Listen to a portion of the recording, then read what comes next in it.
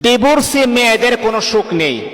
আপনি 100% কথাগুলা বলছে, আপনি খবর নিয়ে দেখেন, যারা ডিভোর্সি হয়ে গেছে তাদের কোনো সুখ নেই।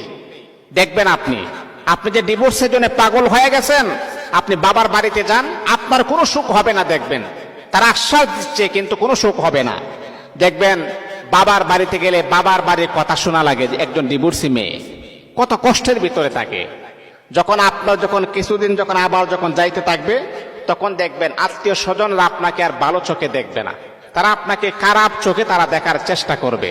3 নাম্বার হচ্ছে আপনি দেখবেন ভাই বোনের কথা শোনা লাগে। আপনি চলে আসছেন, এক সময় দেখবেন আপনার ভাই আপনার বোন আপনাকে এমন ভাবে কষ্ট দিয়ে কথা বলবে, আপনি কোথায় যাবেন, কার কাছে আপনি যাবেন।